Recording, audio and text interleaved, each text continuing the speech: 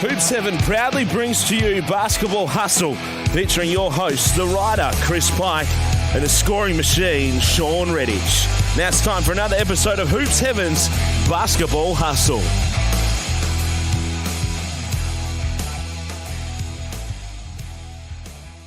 Hello and welcome to a special bonus episode here of Hoop 7's Basketball Hustle. We're living in some challenging times right now thanks to the coronavirus, so I'm sure a lot of us have got some time on our hands, and let's hope a lot of our listeners here to the show throughout the NBL season keen for some more action as well. So myself, Chris Pike, and my co-host Shawn Redhage, the scoring machine, the Perth Wildcats legend, who I'm sure you're all ever so familiar with. We're looking to catch up with some people, you know, that we've been involved with through our basketball past, and hopefully you're happy to come along for this ride with us here at Hoop 7's Basketball Hustle. So in terms of our first cab off the rank, who better than Damian Martin, the defensive legend from the Perth Wildcats now. He's a 6-time NBL championship winner, a 6-time NBL Defensive Player of the Year. He's a remarkable story, and to be honest, it was time for me to take a back seat and let two of the all-time Perth Wildcats greats catch up, and I hope you all enjoy listening to Shawn and Damo have a chat over the next half an hour or so, because, I mean, between them, they've won 10 NBL championships, they've played 733 NBL games, they've both represented Australia at the Olympic Games. They are two of the all-time greats of not only the Wildcats, but the NBL. So let me take a back seat and let you have a listen to Shawn Redhage and Damian Martin here on Hoop 7's Basketball Hustle. All right, well, I'm here with Damian Martin, 6-time NBL champion. How's self-isolation going for you? Yeah, I'm driving myself insane and asked my wife, and I'm probably doing a number on her as well. So it's obviously a different way of living. And if you combine that with an Achilles surgery, it means getting around on crutches and not being able to go out too often. It's just a very boring change to life, but obviously understanding why. But like many people out there, it's not the most fun period of my life, that's for sure. Well, it is strange times. I think none of us have experienced anything like this, and I know you've been a part of a lot of championships. But talk to me about the 6-1. How different has it been to the previous 5? Yeah, the complete opposite is probably the easiest way to put it. I was sitting at home and we knew an announcement was going to be made, and then it just popped up on my TV that, Sydney Kings weren't going to play any more of the grand final, and I was just, there's a mixture of emotions. Initially it was shock, and then it turned to anger and frustration because, I legitimately thought we could safely finish the series. And I know that we had tried making it a best-of-3 series and then tried bringing the games forward for games 4 and 5 with the thought at the back of our mind that we want to avoid potential risk of corona really affecting the series. And then obviously the longer the series went on, the more the impact it was having, so far as playing games 2 and 3 with no crowd. And then obviously the series being cancelled, and Sydney decided they weren't going to fly. So I held, nothing against Sydney, because that could not have been an easy decision to make, sitting in that locker room and everyone sharing their feelings and knowing, some guys are worried about not getting back to America with the borders closing, their family health, so on and so forth. So nothing against Sydney, but that initial feeling of anger and frustration was at the fact that we wouldn't be able to close it out, have that feeling you get when the siren sounds and you won a championship and you get to run over to your teammates, pick up the trophy, so on and so forth, and that was taken away. And instead we found out by a press conference 2 days later that we'd won our 6th championship. So I'm glad that we're there as a team to hear the announcement.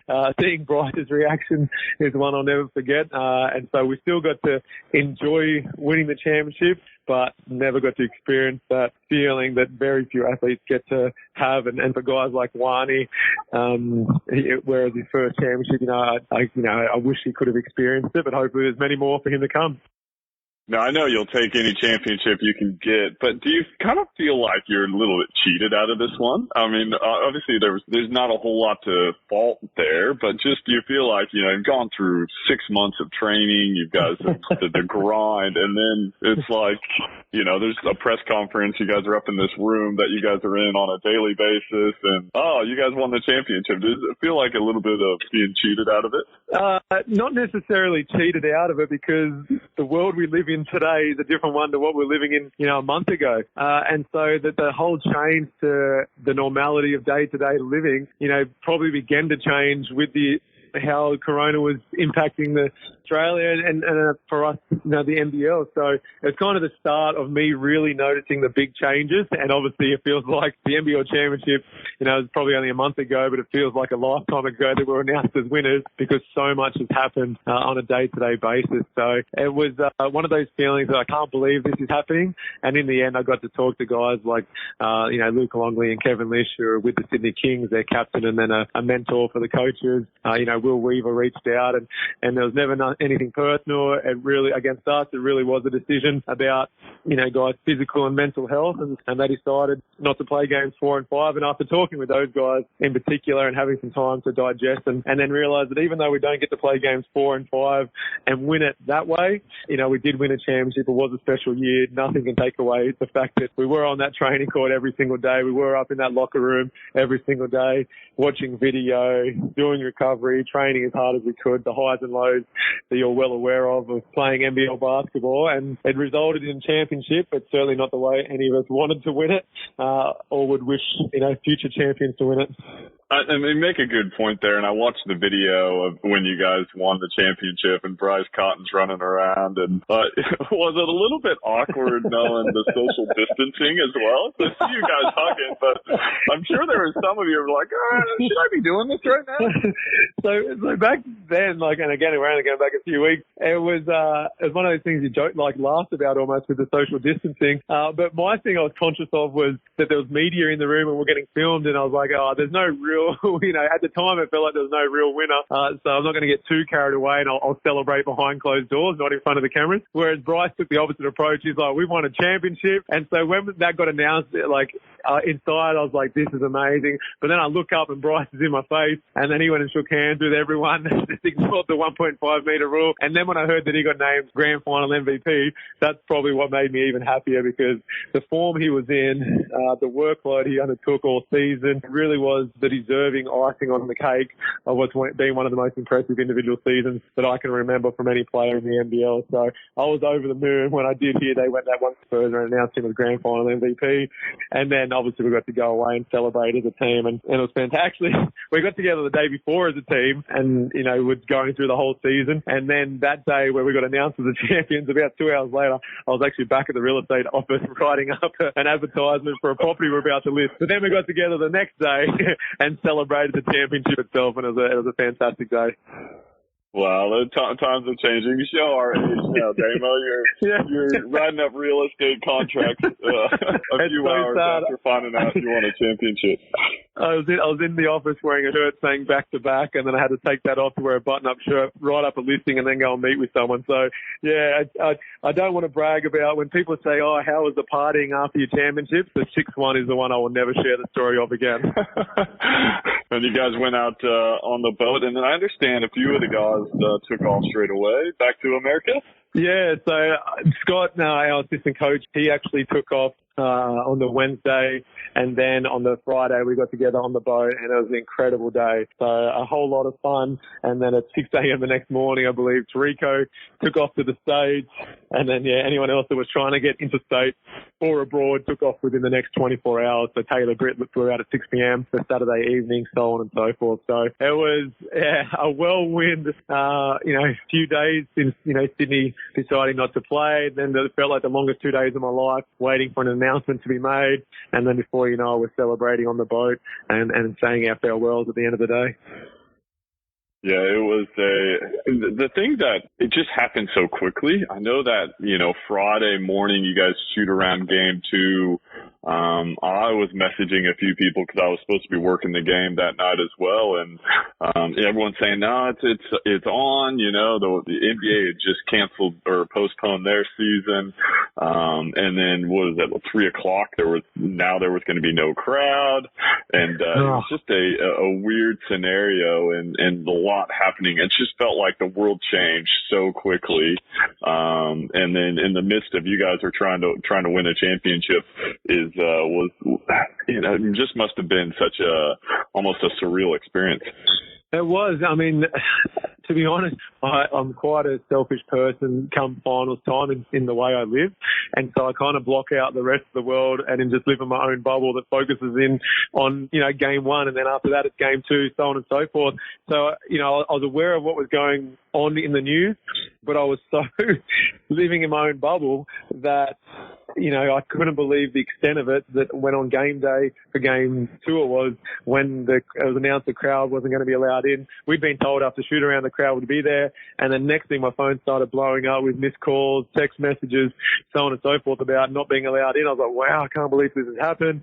Get there and there's no one there. And the adjustment was huge, between there being no crowd at all and then the adjustment of the Sydney changed into a triangle and two, which I haven't seen in a long time. Finally made those adjustments to both of those two things, go to Sydney, have a good win, and we were confident getting on the plane that we'll see out games 4 and 5, and then obviously, a few days later, it wasn't to be. But yeah, when you're in that world where it seems like basketball is the most important thing there is, then all of a sudden you're brought back to reality when you realise it's only a small part of who you are and an even smaller part of what's important in regard to, people's health. And we got brought back to reality quite quickly and had to make adjustments ourselves and start focusing on things that were important, like our family and friends. And as we're in isolation, I think we're starting to appreciate just how important those things are, and the things we took for granted are just that. And I think we'll have a greater appreciation for them once we're back out there. I've always appreciated basketball, but, I wake up every day and a different teammate is telling me how much they're missing it. And even though I wake up every day in pain and could barely walk or run by the end of it with the Achilles, give me anything to go for a run right now and I'll take it to shoot a hoop. Yeah, it is something when you don't have it, you miss it a lot more. And I think especially when you're just, and it's a thing where you've just gone through a whole season, but now you're just such an isolation and don't get to have that chance to, to catch up with the guys and on the court and work out. I'm sure it's a hard adjustment on the body. You mentioned about the Sydney Kings and, their decision to not come back and play game 4. And then that waiting period to find out. Were you worried that they weren't going to award you guys the championship this year over that little two-day waiting period that the NBL was figuring things out? Yeah, I remember just sitting in front of the news immediately after Sydney had said they weren't going to travel over for game 4. And I think Matty Russell was the first person on Fox Sports who he was asked his opinion, and he said, it should go to Sydney because they're the minor premiers. And straight away I was like, oh, wow, I did not even realise that was an option. In my head it was either going to be we won, we both won, or no one won. But he was like, no, Sydney should be the outright winners. And I was like, this could really happen where, like you mentioned earlier, it would have been that empty feeling of, well, what was the last 6 months for? It was going to be taken. Like, the thing about sport, or the worst thing about being a coach, is there's so much out of control. The beautiful thing about being a player is you can control quite a bit, whereas this was one of those circumstances where even as a player, it was completely out of our control, and that generated a whole lot of numbness, frustration, anger, anxiety. And the next 2 days, like I said earlier, waiting between Sydney's announcement to the NBL's announcement, there's probably never been 2 slower days in all my life. Yeah, it was, looking at it and maybe, living out west and playing for the Wildcats, you might say that I'm biased in it, but I just couldn't see any other decision than, you guys have played 3 games. Maybe if the series was 1-1 or, you guys were tied, but I feel like, especially the NBL, used to play only a 3-game grand final series. So, I thought that was going to be the decision, but I'd imagine it was hard, just not that unknown, not knowing exactly what was going to be the decision that was going to be made.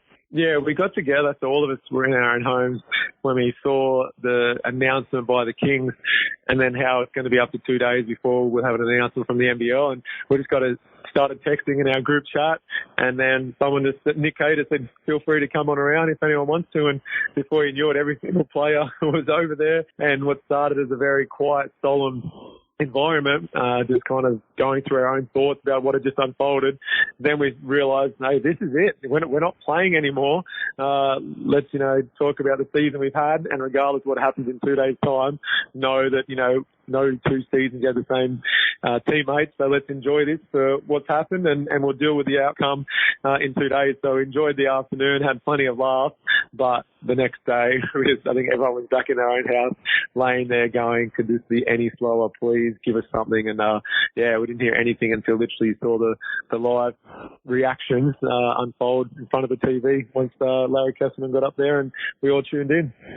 Well, that's interesting because I kind of would have felt like, so you guys had no clue that you were going to be announced, or was there, some rumblings that you were definitely going to get named the championship, or were you sitting there waiting, just not knowing which way it was going to go? No, I didn't know which way it was going to go. I just got off the phone to Luke Longley and Kevin Lish.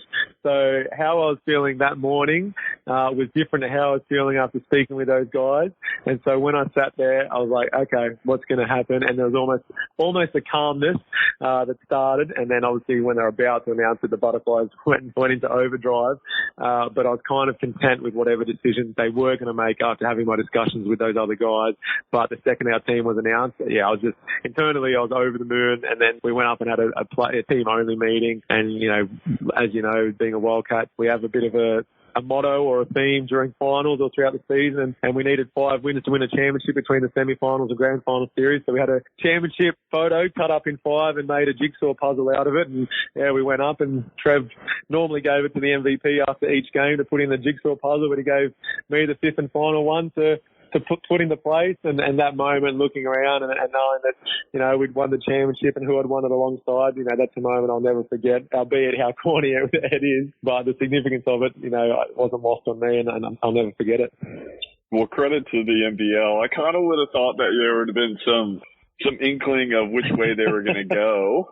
But the fact that they kept their cards close to them, I like that. It leaves you guys in suspense and get that genuine reaction.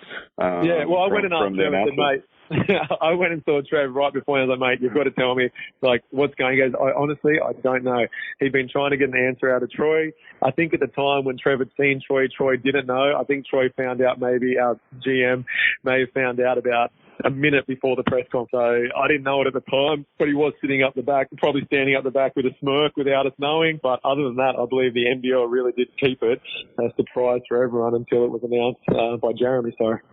Yeah, wow, that's interesting, and I'm glad to hear that they're able to get that genuine reaction. A couple guys I wanted to ask you about, and there's a lot of talk about Bryce Cotton. His season was unbelievable, but maybe some guys that the fans don't know a whole lot about. Talk to me about Miles Plumlee, impact he had, what's he like off the court, and how well he gelled with the team. Yeah, I think he's one of those guys that for the rest of my life, when someone mentions his name, I'm just going to have a smile filter across my face. He's just a funny guy, down to earth. Multi he's been there, done that, won an NCAA championship with Duke. Spent several years in the NBA, still getting paid out, multiple millions of dollars. But he doesn't worry about any of that. Instead, he's just a down-the-earth, funny guy with a good outlook on life. And then he gets out on the court and he's, 6'11", 130 kilos, and he might be our 4th quickest guy on the team. His athleticism and agility is the best I've ever seen in a big man of that size. But he's just, a funny guy to be around. When we brought him in, guys were a bit tentative and standoffish. Obviously, who's this guy coming in? Dario was very popular. And then all of a sudden we've got a guy with an NBA culture and history to his name, but he's just a great guy. And I hope the Wildcats get him back next season. I hope he really enjoyed his time out here. He's a lot of fun to be around off the court and then on the court, basketball IQ, NBA talent, reads the game really well. But when you've got someone that can set screens like that and roll as hard and as quick as they can to the ring with a Bryce Cotton coming off that pick and roll, or Trico White, setting pin downs for Clint Steindl, a lot of the stuff he did off the ball that, some people may not see made us a way better team and made the game easier for someone like a Bryce who's getting double and triple team normally, because now you've got to pick the poison of showing or blitz or doubling Bryce in the on ball and leaving Miles to roll to the ring for a dunk. So, he was just a fantastic pickup for us. And like I said, hopefully remains in the Wildcats jersey next season. Yeah, it's interesting because, you look at his numbers and then you compare them to Dario Hunt, and there wasn't a whole lot of change. But then you looked at your guys' defensive rating when he was on the court compared to when you had Dario Hunt, and there was a big difference on the points that you guys were giving up. But the thing that I just loved from the first game, he was out there showing. He played hard. Sometimes you get these guys that come from the NBA and they think they're NBA players all day. And if they're not playing the NBA, they feel like they can kind of get away with not playing hard. I just love the fact that when he was out on the court, he was playing with tremendous effort. Yeah, exactly right. What he can do as a defensive end is incredible. And if we can get a full season out of him next year, if he does return, then I'm very confident you'll see him named Defensive Player of the Year. He makes all those guys, there's no secret that the import guards are probably the best that's ever been. And the guys that have floaters or can get to the ring for layups, all of a sudden you've got a guy who's contesting at the top of the square of the backboard on every single shot from a starting jump. He gets out in hard shows and can slide his feet, so you can switch him onto a guard if it's late shot clock. His wingspan's well above 7 foot, so he keeps his hands up and gets deflection. So all those little things you want to teach juniors of how to play defense, which can make you an average defender or a great defender just purely through hustle and willingness to do it every single possession. He does it every single possession, and then you include the fact that he reads the game well. He knows the spots to be in. It takes him to another level again. So yeah, defensively, I've never seen the charts, but it doesn't surprise me that with Miles on the court, we're a better team for it. And my understanding, he's got an Australian girlfriend, so there's probably a decent chance that he could come back to the Wildcats next year. Yeah, he was planning on coming to Australia regardless once he got fired from his job in China. The Chinese league more of a scorers first mentality for their imports, and Miles is certainly not that type of player. He's a team player first and foremost, opposed to being an individual scorer. So when he got released, he just was going to go to Brisbane where his girlfriend lives, and instead he got the call up, and I think he actually offered to pay for his own flight to get out here as soon as possible. I think while the contract was still being drawn up and signed off on, he said, look, I'm happy to pay for it and I can sign it when I get there. That's the type of guy he is. He's all in once he commits to something, a barrel of laughs in the meantime, but when he steps across that white line, it's business. Yeah, no, it's good to hear, and I enjoyed watching him play and just impact. 6'11" guys. It just seemed like that was what you guys were missing, especially to come up against guys like Andrew Bogut, Cam Oliver, Shawn Long. Those guys were kind of giving you guys some trouble earlier in the year, so it was, I think it was the right move, and you're probably pretty lucky he became available right at that time because you only had, I think he played just the 7 games to get qualified, I think. Yeah, they had to get him in. He had to play that first weekend that he'd arrived. So it's similar to, when we signed Bryce. Bryce had to play all the last 6 games or whatever it may have been to qualify. Same with Miles. And yeah, you rattle off some of those bigs. They're very, very talented big men. Cam Oliver was incredible in the semi-final series against us. But, we just knew that we stuck to our game plan. Hopefully we could get the job done. And then Miles was brilliant in game 3 in particular of the grand final series. And a huge reason why we got out of Sydney with the win.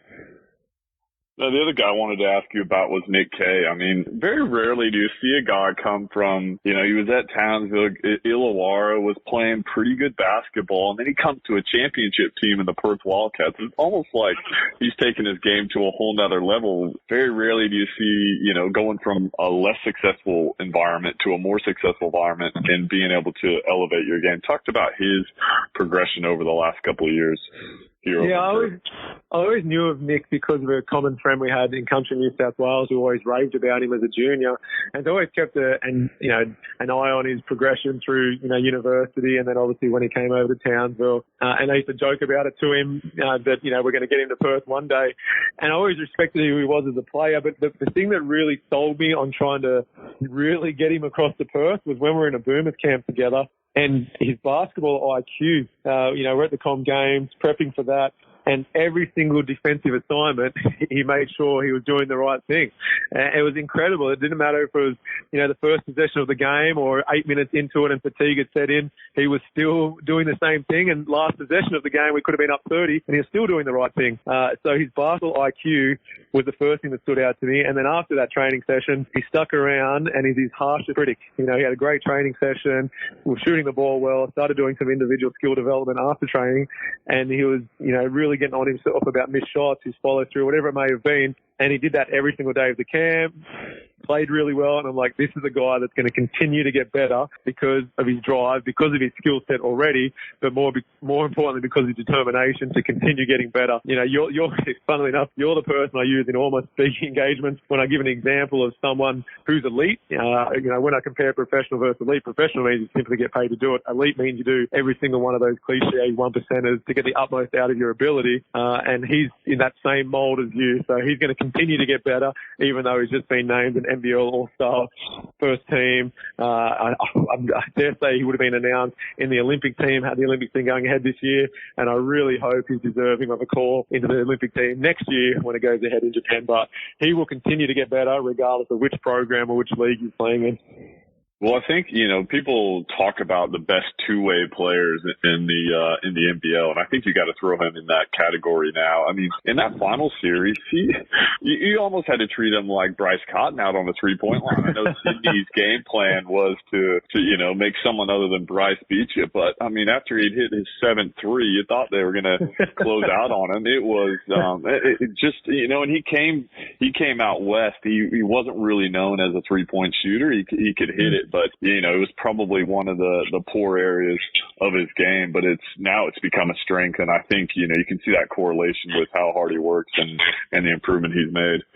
Yeah, that's, tens of thousands of shots and hours on court, outside of training time, working on that three-point shot. And yeah, because Sydney hadn't really adjusted to their style of defense all year, we weren't expecting it in Game 2 at all. We tried making a few changes on the fly, but it wasn't good enough. So Game 3, we were better prepared. And, if they're going to deny Tarico, let's sit him in one corner and keep some spacing. Bryce is going to be Bryce. There's clips where he literally had 4 people on him at one stage. So let's go and set screens and get Nick or Jesse or Reese, Quinn, whoever the other shooter on the court's going to be. Let's go screen their guys so there's no chance of anyone closing out on him. And yeah, he punished the defense with 7 threes.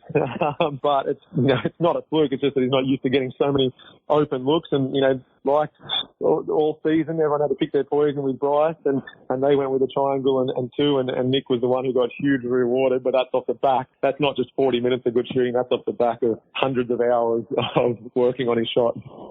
Yeah, well, and I thought Nick Kay was a chance. I don't think anyone is going to beat Bryce Cotton for Grand Final MVP, but I thought Nick Kay was definitely a chance right up there with the way he played, and comes out over here in 2 championships in 2 years. So I think he's made a right decision, and I think the Wildcats have made a good decision there as well. I think I guess the other thing I wanted to ask you about today is I know you got a busy time frame. Got to get back to Maggie and Bonnie. I'm sure there's some board games. Lots of arts and crafts going on at the house. I didn't realize how useless I am at pretty much everything except maybe playing a little bit of defense. So yeah, the artwork around the house, I don't think I've got myself any baby Picassos or anything or Michelangelos coming up because their teacher, me, is horrible. Oh, that sounds about right. I think you might want to leave that one. to Britt in the art and craft, and you can teach them how to play defense. Sorry, keep going. No, go ahead. I was going to say, I'm right now getting around on crutches in a scooter, so we actually did play basketball the other day, and normally I pretend to let Maggie burn me and go in for a layup. She legitimately gets past me easily, like unless I'm going to take her out with the scooter or the crutches. I can't even get in the stance these days. So not a whole lot of positives going on in the Martin household. Well, you talk about you just had, you had surgery on the Achilles, and how are you feeling? What's your gut saying about playing? Is there any type of time frame on making that decision for you at the moment? Yeah, I've kind of known, to be honest, since the early rounds, the severity of the Achilles tear. I met with two surgeons, our team doctor, during the year, and everyone was saying it requires surgery. It's not going to heal from a moon boot, and had to weigh up make some decisions back then. Obviously, if I was younger, the club would have taken that decision out of my hands because they would have, insisted on surgery straight away with the idea of the future of getting you back for future seasons. At my age, if I had surgery at the start of the season or a few games into the season, it would have meant I'll miss all the regular season and not sure what would happen in my future. So even though it meant living in pain and playing in a way that meant my head was saying one thing and my body wasn't capable of doing another, and the frustrations that come with that, it was still very much worth putting myself in that position to try and win a championship. Now that I've had the surgery, it's never fun. Realising you're at an age where, this type of surgery might keep me up for 9 to 12 months and I'm already 35. So while there's so much going on in the world and so much unknown with next season's NBL and time frames, I guess I have the luxury of not having to make a decision. I'm just kind of, taking care of my wife and kids at the moment and letting some things unfold behind the scenes. But yeah, I love the game, and I've always said I'll continue playing so much as I love it, and I can do my role out on the court. My love for the game, my teammates are at arm of the club, that hasn't changed at all. But it is whether or not I can come back from this and play my role that's required to wear a Wildcats jersey. And right now it looks like a big no, but until I'm forced to make that decision or feel comfortable getting up and finalising it, then I'm happy to live day to day with things that are much bigger and much more important going on. And then when a bit of normality comes back to it, then I'll have to face the music, I guess you might say, and make a decision. Now, was the injury, did it happen during the season? Yeah. It happened about 3 or 4 games into the season. So yeah, it hasn't been fun to play with and trying to hide it. And then against Sydney, where it got to a level where I couldn't really move at all, had another MRI, and it showed that between first MRI and second MRI that there was, some changes, not so much to the tear, but to other things going on. So they called it then and there that I've got to go into a moon boot to at least repair the other damage I'd done. Took some time off, came back, and unfortunately the third MRI I had at the end of the season still showed, the optimist in me was hoping it was going to show there'd been some improvement on the tear and maybe it wouldn't require surgery, but unfortunately it was still the same. Some other problems going on inside the Achilles, and went under the knife a few days after seeing my third surgeon for my fourth opinion. So, oh wow! So you've seen all the Achilles experts in Perth. I was just looking for one crazy enough to say, no, you're good to go, you can play on. But as one surgeon literally said, it's your career-ending injury. So I had some emotional moments, I don't mind admitting, behind closed doors, especially in those words, lingered with me for quite some time, or for the rest of the season. And then I kind of knew what the inevitable would be, but I wanted to enjoy each and every moment, whether it was standing on the sideline watching the guys train from a Monday to Thursday, or enjoying suiting up my shoes, putting the jersey on and getting out there on game night and finally playing, and just enjoying the highs and lows of, game day. Yeah, I think it's it's such a unique thing as a sporting, and especially when you get to that professional level, and then you're getting towards the end of your career. And I know, those last month and a half, you're just really trying to soak everything in and trying to, just appreciate with where you're at, with that. And I know with your injury, it looked like, was it in that Sydney game, that second time is when I saw you kind of limp to the bench. You guys beat Sydney. It was earlier in the year, maybe around Christmas time or New Year's. Yeah. When you commented at that second time. Yeah, that's when it was just a basic, maybe a crossover into, stop and jump into a little floater type of thing. And I just remember I can't do any movement right now, let alone stop and then jump. And then I was like, just kind of knew then and there that something was going on that was outside of what I should be on a court for, and walked off and was like, I don't know what happened, but I literally, can't do any of the movement. And then, had the second scan, and that's where there was a few more things going on that were new that had shown up since the first MRI. But those types of things that had shown up were more painful and things that would go away by being in a moon boot 4 to 6 weeks. But unfortunately, all along was that tear, and how do I deal with it? What I've got to do at the end of the season so that it will actually repair.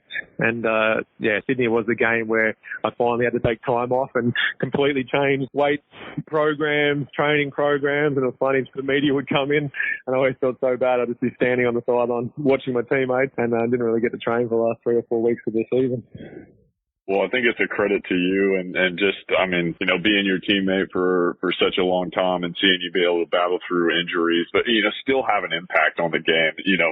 Most players with an injury like that, even if they got out on the court, there's just the effort that you still played with in that grand final series. Even, obviously weren't 100%. I think any basketball fan out there can appreciate what you've been able to do and what you've been able to play through. That jaw injury that you had up in Townsville, some of the the Achilles, it's just it's incredible that the impact you're able to have when you're not 100%. So I think that's credit to you and what you've been able to overcome in your career. I mean, the list of injuries, I think the Wikipedia page is going to be about 3-4 pages long with the injuries that you've had to overcome. Yeah, no, it's someone asked me about them, and I routed off the ones I could think of off the top of my head, and I was like, yeah, this is a little depressing, actually. Next question. So, look, sport and injury go hand in hand, and I've played the game long enough, which means I'm going to have some injuries. But yeah, this one, my first ever serious injury was actually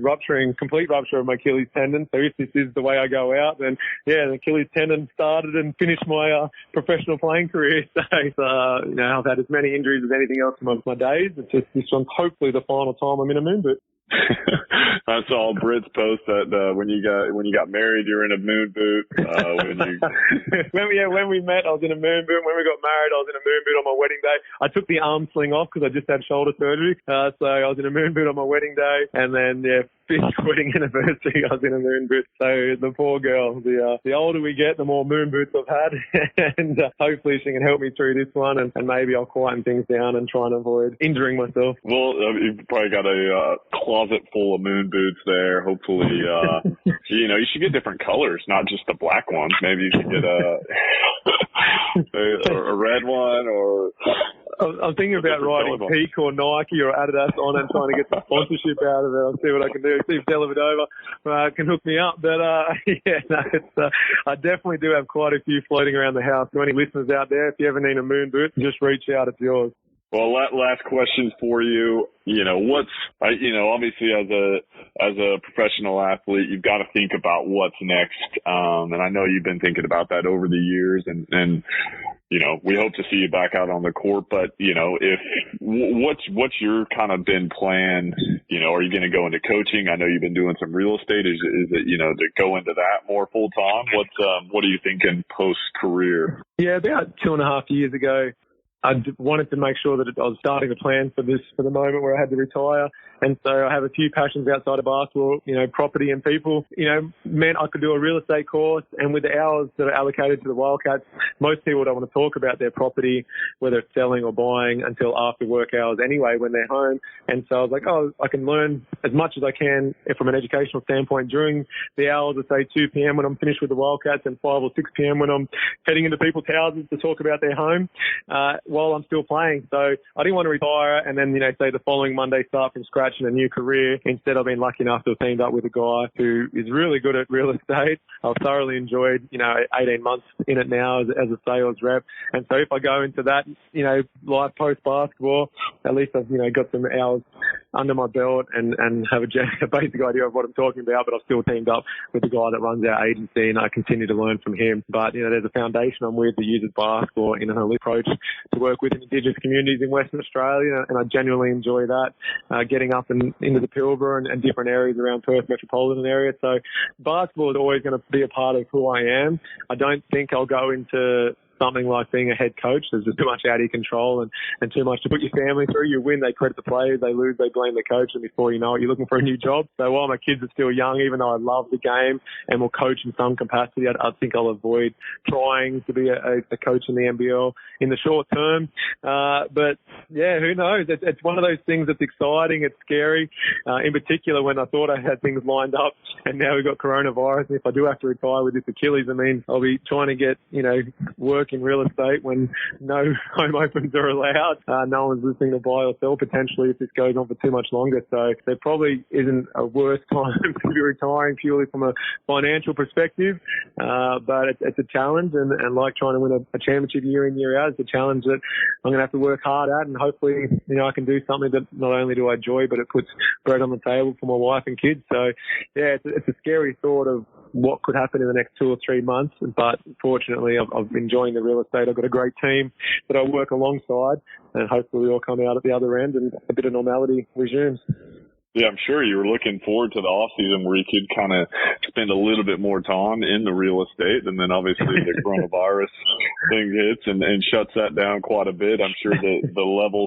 Has there been any interesting moments? I'm sure, if I'm walking through, the last person I expect to see is Damian Martin trying to sell me a house. Has there been some interesting moments at some open houses? It's actually been really nice because Jonathan, our licensed, the guy that runs our agency, Jonathan and I go to a home open together, so I'll be at the front taking people's names and numbers as they enter, and we end up spending the first 5 minutes in home open just talking about the Wildcats, and it was pretty good being at a home open the day after a win. But if I was ever at one after a loss, usually that 5 minutes was spent talking about what we could have done better, who played poorly, why did I shoot the ball, why did I not pass it to Bryce, just the usual stuff.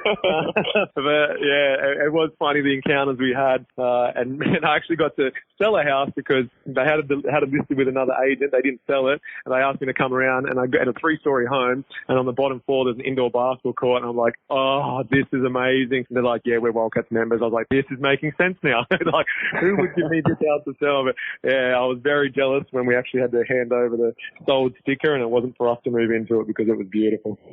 I do. I remember seeing that, the photos of that house, and yeah, I think all the basketballers were pretty jealous of that one to have a home gym, especially these days where all the gyms are closed and you can't get out on a basketball court. So, yeah, it's not a bad house to be stuck in isolation, that's for sure.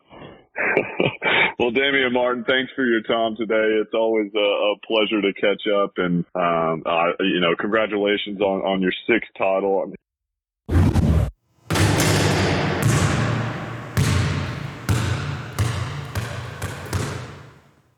Unfortunately, a bit of an abrupt end there to Shawn's chat with Damo, but if anyone knows Damian Martin, that won't come as a great surprise. So as we found out later, his phone battery went flat, and that was the end of things. So not overly surprising for a man who's known as probably the most forgetful player in NBL history for forgetting phones, leaving them behind in all sorts of places around the world, leaving his training singlets all over the place, and whatever else you can imagine. So not quite the ending we were hoping for to that chat on Hoop 7's Basketball Hustle, but I hope you enjoyed listening to Shawn catch up with Damo. Fascinating chat between the last 2 championship-winning captains at the Perth Wildcats. They obviously shared 4 championships together. They played probably around 250 games together, so great to hear them catch up. I hope you all enjoyed it. And here during this coronavirus outbreak, we'll endeavour to bring you more of these sort of interviews as well. And next up, I'm hoping to catch up with Galen Young. 10 years ago, he helped the Perth Wildcats win a championship in the NBL. So it'll be fascinating to hear what he's been up to since, and to reconnect with him, and to hear what his memories are of his time in the NBL as well. Thanks for joining us.